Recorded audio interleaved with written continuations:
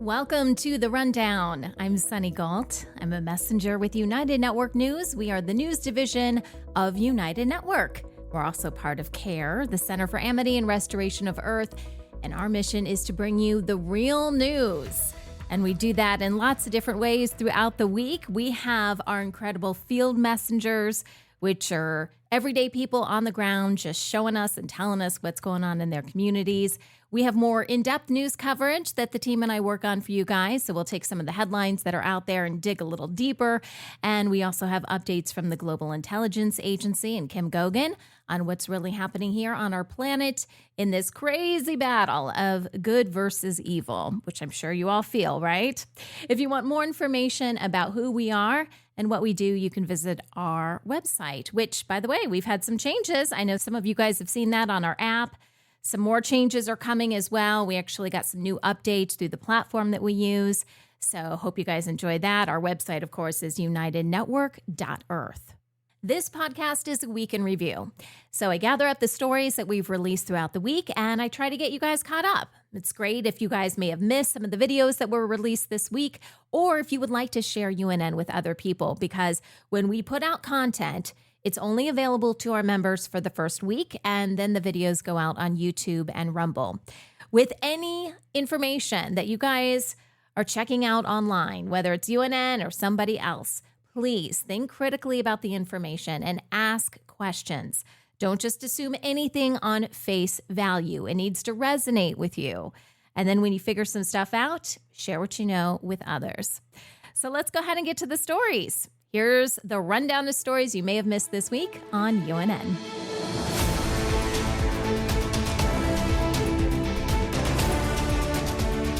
Okay, we are kicking things off with our field messengers.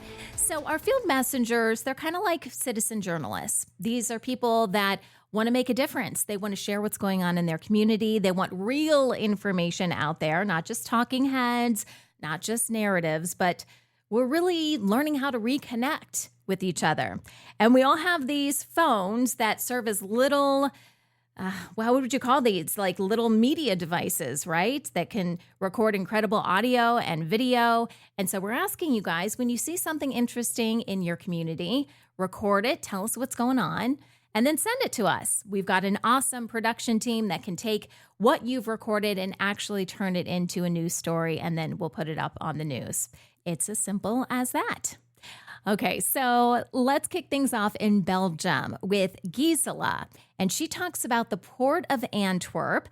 This was a place she visited in Belgium, and she says it's one of Europe's largest harbors. It's a key hub for global trade, and she shows us all around. She shows us how it connects inland Europe to the North Sea.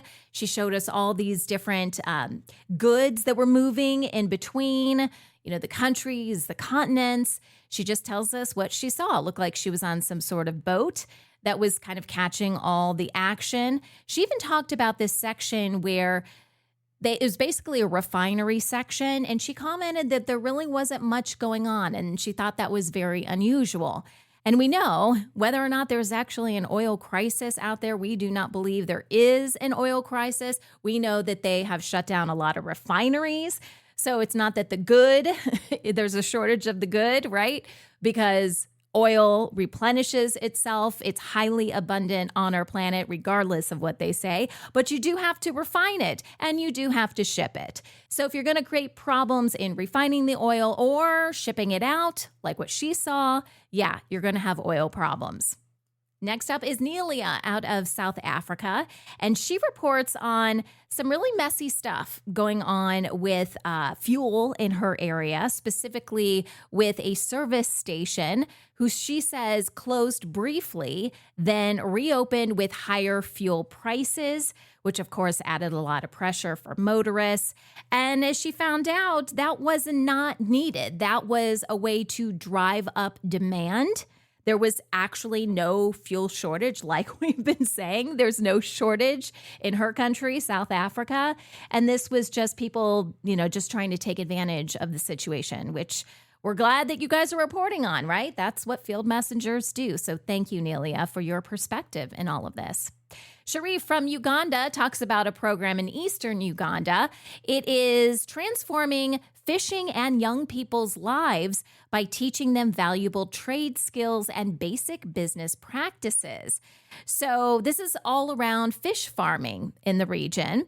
And he was talking about how this program is basically helping young people. They start with about 5,000 fish. They keep them in these cages, I'll call them. They raise these fish, and it can turn a really high profit for them. They're actually able to start their own business and keep it thriving because fishing is really important in their area. So this is giving people who, may not have had a lot of enthusiasm or really didn't know what to do with their time, with their life, right? It's giving them an opportunity to do something good for their community. All right, next we have Vicky, David, and Jemima out of Australia, and they take us to the Camberwell Market. Now, this is pretty important. This is in Melbourne, Australia. It is the country's largest and longest-running open-air bric-a-brac market. Now, some of you guys will know what that is. It's a bric-a-brac market. I just like to say it. It was established in 1976 and now features about 370 stalls. There are antiques, collectibles, secondhand treasures. So if you guys do the math on that, 1976, that means they are in their 50th year. And according to the person that was kind of behind the scenes collecting money for it and everything, he says that they're usually booked out about 3 to 4 months in advance. So pretty popular, very interesting. All right, Sherry from Indiana takes us to a beautiful historic hotel. And we have shown this report before, but this is really a spectacular, I guess it was actually considered the 8th wonder of the world. Well, it was nicknamed that because it was so impressive, right? And this was and is a domed hotel. It was built in Indiana, and it's basically, it's seen a lot. It's one of those things, if these walls could talk kind of thing. And they had to do a lot of renovations to this. They had to shut it down. I believe it was shut down between 1996 and 2007. It was being renovated and then it reopened. So beautiful property. I think she said at one point they sold spring water on the property, but then it kind of got contaminated, so they couldn't sell it anymore. Just a lot of history in that hotel.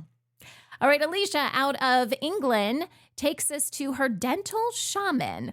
So this is a man who blends dental care with emotional and spiritual healing. And his story is very interesting. So she interviewed him, and he talked about how his training was actually in traditional dentistry, but his perspective really changed. He did some really interesting things like living with tribes, living in the jungle, and it totally changed his perspective on how we should treat dentistry. And I 100% agree. I'm kind of in between dentists right now because I really want to go to a holistic dentist. And that's not always on the dental plans, right? And so we're doing some research right now to see what we might be able to do. But sometimes it takes a wake-up call like that. When you get out there and you really see the world and you forget what the textbooks say, it's kind of like what we learned in school. Once we get away from it, elementary school, high school, you get away from it and you're like, that's not really what real life is like. I think that's what our field messengers are doing too. We've been trained to think a certain way, depending on what culture you're from, what country, what state, right? And then once you hear from other people in that country, like the things that are going on right now in Iran, I don't think that whatever mainstream is telling us is really what the Iranian people want or who they are.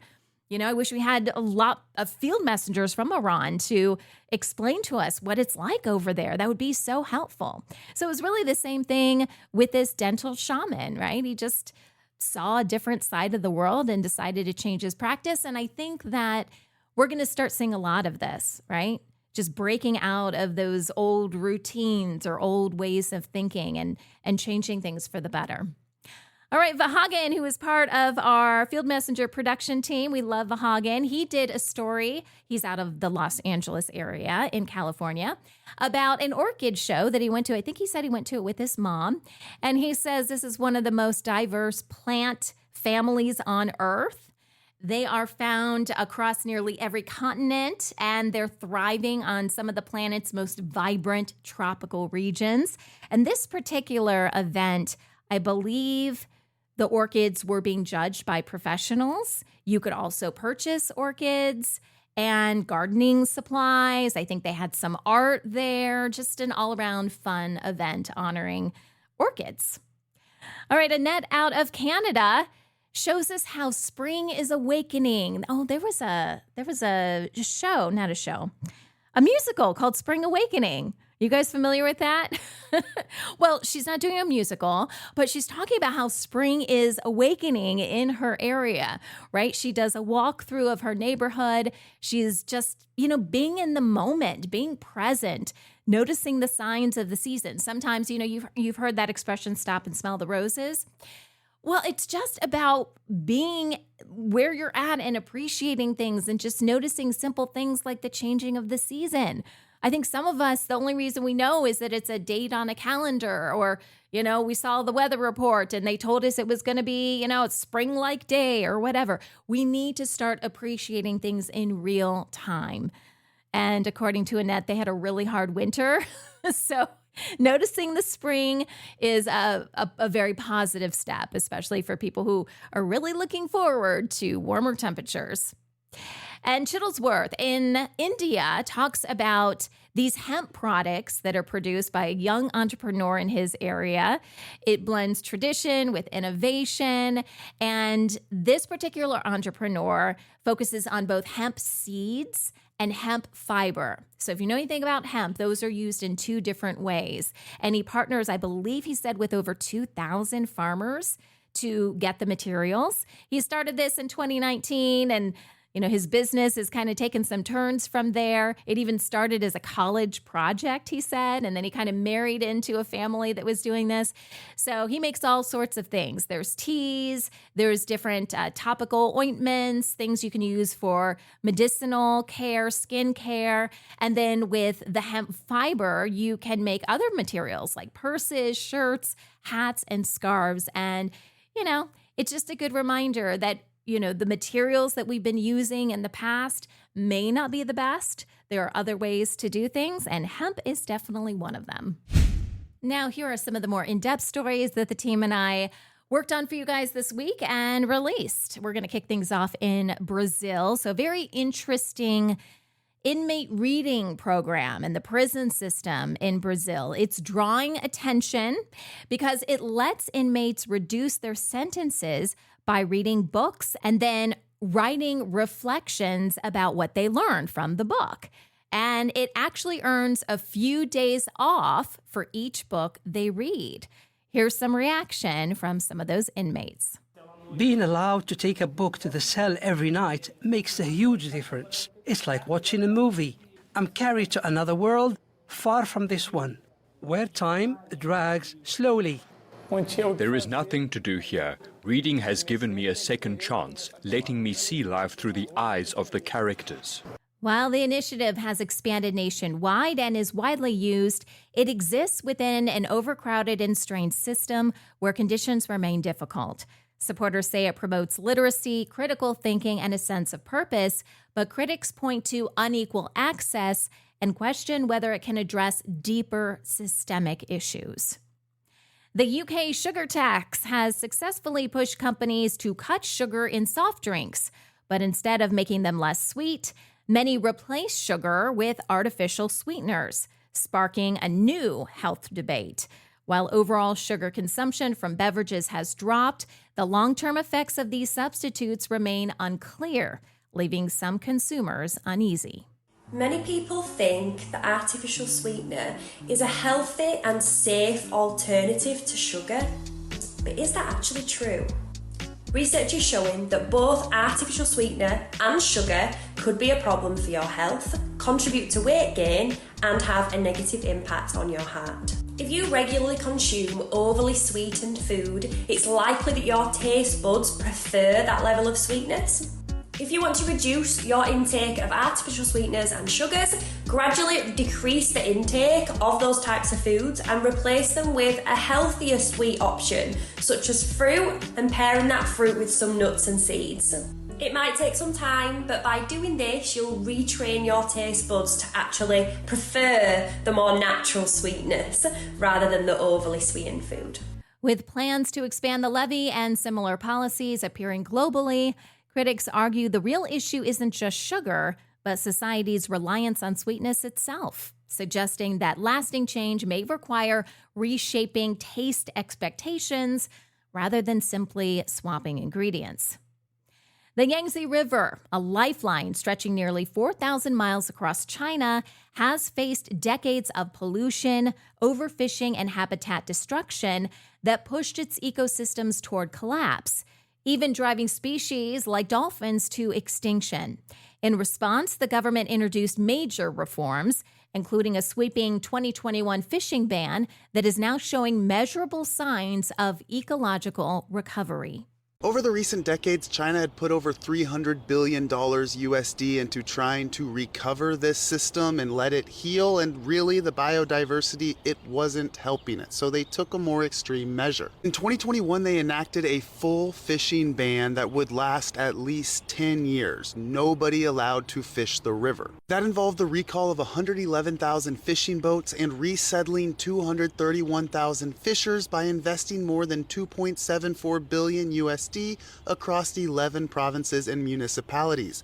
This affected a lot of people. In this new paper, they studied the fish populations. They looked at how they were doing between the years of 2018 and 2023 so they could see whether this fishing ban had looked like it had any major impacts. The study found evidence that 7 decades of biodiversity loss had been halted, and there were also improvements in fish biomass, body condition, species diversity, and the initial recovery of threatened species. Still, ongoing challenges like illegal fishing, poor water quality, and barriers from dams mean the river's comeback remains fragile, requiring sustained effort to secure its future.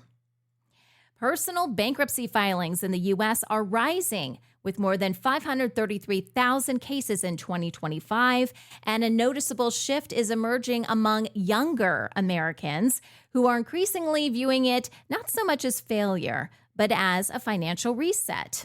Driven by rising costs, stagnant wages, and mounting debt, many Gen Z and millennials are turning to bankruptcy as a form of relief, often after unexpected financial shocks. Hi, I'm Seraphine. I was $65,000 in credit card debt, which included a loan that I used to pay off my credit cards and then got buried deeper, my car loan, and then that does not include my IRS. And guess what I did? I filed bankruptcy. Want to know what I got in my email today? My discharge. That means that I don't have to pay any of it back. And I have people that are going to be like, oh my God, that's so irresponsible, blah, blah, blah. Shut up. Rich people do it literally all the time. That's how they stay rich. Sorry, not sorry. I 100% believe that filing bankruptcy has been the best thing that has happened to me. While it can ease certain burdens, experts caution it's not a complete clean slate, highlighting a broader generational change in how financial hardship and recovery are understood. India's middle class is feeling increasing financial strain as rising costs for essentials like food, housing, and healthcare outpace wage growth, making it harder for families to maintain their standard of living. At the same time, a shifting job market shaped by automation and intense competition is limiting stable opportunities, leaving many underemployed and financially vulnerable. Over the last 10 years in India, the cost of basic house and good healthcare has shot up by nearly 15 to 20% annually in some cities, but average salaries are growing at barely 8 to 10%. No matter how fast we run, the treadmill is moving faster than we can ever run. Most of us are running on a treadmill, and every year the speed increases. Rent goes up, EMI goes up, school fees goes up, healthcare goes up, and our salary, that is also going up. but just enough to keep us running, never enough to actually get off from the running. As debt becomes a common coping tool, experts point to the need for better job creation, affordable services, and stronger financial systems to restore stability. Almeria, known as the Sea of Plastic, has transformed a dry landscape into one of Europe's most productive farming hubs, with thousands of greenhouses supplying a large share of the continent's vegetables. Almeria is a very dry region. In fact, it holds Europe's only natural desert, raining less than 200 millimeters a year in this field. For reference, Madrid, a stereotypically dry city, rains over 400 millimeters a year. And yet, it's almost a paradox how many farms have sprung up here. Part of the reason is due to a steady groundwater supply from the northern mountains. The other part is the fact that a greenhouse can save over 90% of the water it would take to run a field of the same size. This has allowed this tiny region, seriously, it is tiny, to become one of Europe's main suppliers of fruits and vegetables. Powered by abundant sunlight and innovative methods like biological pest control and desalination, the region has become an agricultural powerhouse. Still, its success comes with challenges, as environmental pressures and labor concerns continue to test how sustainable this massive system can be. In China, the rising cost of burial, driven by scarce urban land and expensive funeral traditions, is creating a growing financial strain for families, with cemetery plots in major cities sometimes costing more than homes. As a result, some people have turned to unconventional solutions like storing ashes in residential bone ash apartments, sparking public backlash and cultural debate. A kind of apartments have been freaking people out for a while, and now a law is trying to fix it. These apartments are called bone ashes houses, houses where people put the urns containing the cremated ashes of their deceased family members. There's no shortage of complaints from residents who notice something strange about some apartments in their neighborhood. These apartments usually have white curtains which are always drawn tight, or their windows are blocked with a high brick wall. Now, these new regulations now ban this practice, but many argue the real issue remains unresolved: the soaring cost of honoring the dead. Himalayan pink salt, often marketed as a healthier, more natural alternative, actually comes mainly from a different salt mine. It's actually in Pakistan and involves labor-intensive industrial mining processes, something most people don't talk about. It also contains trace minerals that give it its signature color. The nutritional benefits are actually minimal, and it can even include small amounts of contaminants. Stop grinding this on your food. Pink Himalayan salt, canceled. Why? World's first study out of Australia looked at 31 different brands of Himalayan salt. All 31 brands contained up to 25% over the safe levels of lead, aluminum, and other heavy metals. These heavy metals are neurotoxins and will have lasting health effects if consumed long term. As global demand grows, so do concerns about misleading health claims and counterfeit products, reinforcing that despite its image, it's ultimately just salt with a more complex backstory. Thrift shopping has evolved from a low-cost, eco-friendly way to find unique items into a competitive marketplace as more people turn to reselling on platforms like Depop, Poshmark, and eBay, and they turn all that into a source of income. Instead of working a normal 9-to-5, I sell new and pre-owned clothing right out of my one-car garage. I started this off as a side hustle, and I learned everything for free on the internet from videos just like this one, and I turned it into my full-time job, and here's how I did it. Most of the products I sell come directly from thrift stores, keeping my cost of goods extremely low, like this Rain Spooner shirt that I paid $7.46 for, and it resold on eBay for $40. Because most thrift stores have an excess of inventory, there's always great items to buy and flip as long as you learn what brands are in demand, like these women's Eileen Fisher pants that we picked up for $6.96 and sold on eBay for $30. And once you learn the brands, you can go back to thrift stores over and over again and just rinse and repeat. While this boom has created new opportunities, it's also driven up prices and made it harder for people who rely on thrift stores to find affordable goods. As stores adapt and demand grows, the shift has sparked debate over whether reselling supports sustainability or undermines the original purpose of thrift shopping. So as many of you know, because you can feel it, the energies are off the chart right now. There is a lot happening behind the scenes. Kim and her team are very busy with the Global Intelligence Agency and trying to remove this matrix for us. You know, and I just wanted to say something that while Kim and her team are doing a lot, there's a lot of people, including you guys. I don't think we give ourselves enough credit for what we're doing. And we may not even be fully conscious of what we're doing and what role we're playing right now. But rest assured, if you are of the light and you are against evil, you are here for a purpose right now. And many things are happening behind the scenes that you may be involved with and not even realize it, because reality is not exactly what we've been told. So I just wanted to say that, because sometimes we feel like we're on the sideline. We want to hear from Kim. We want to hear from the people online that, you know, share interesting information like this. And just know that you are important as well. A couple weeks ago, we released a soundbite from Kim. It was her last report that she did, where she talked about how, and it's not just through visualization, but how you can visualize and create change because of who you are and your connection to source or God, and how, you know, you can visualize these light particles and you can create with that. You can remove things with that. Many of you guys notice there's a lot of hype right now about a certain type of virus, quote unquote virus, right? That's going around allegedly.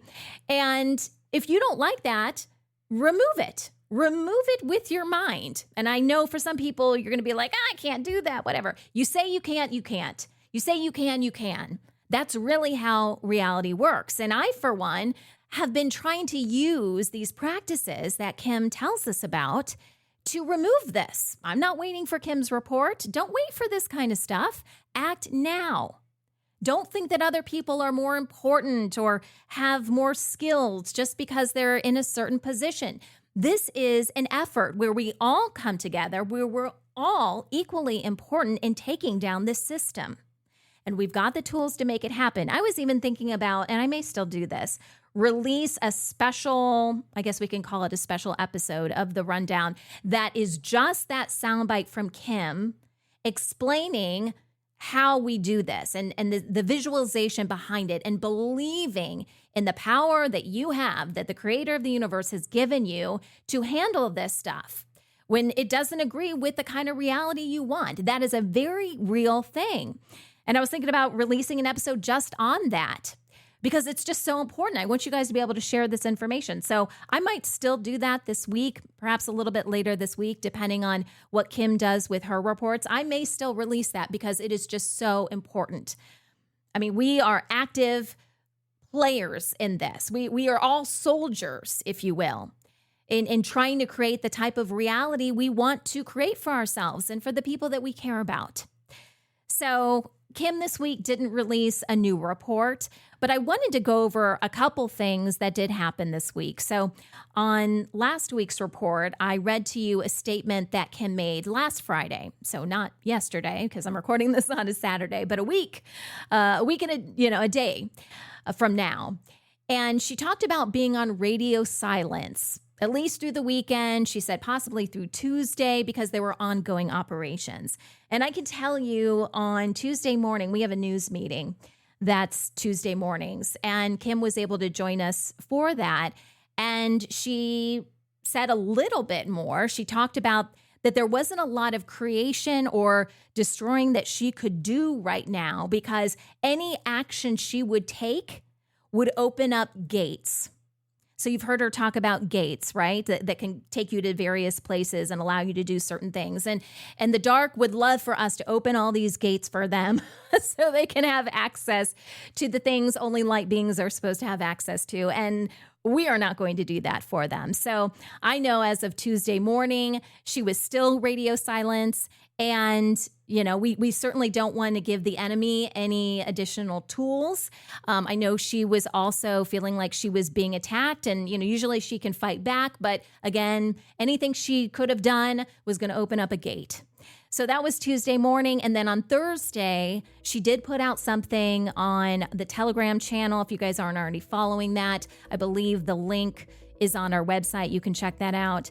But this is what she said. So this is a statement that she made on Thursday. She said, "There has been an altercation for the last 3 days. I am doing okay. Just need another day or so to recover. It's been a battle to the end for sure." And that's all I have to report on, guys. So obviously we're sending Kim our best. She is a fighter. She is one of the strongest people I know. So I'm not concerned for her. When you're on the side of Source and you're working to take down evil, this is our time to shine, and it will work in our favor. And so I know that she's safe. I know that she's protected. But if you want to send her any well wishes and good thoughts, good vibes, I'm sure she would appreciate it. And I know she wants to get out here and do as many reports as possible. But we also want Kim to take care of herself, right?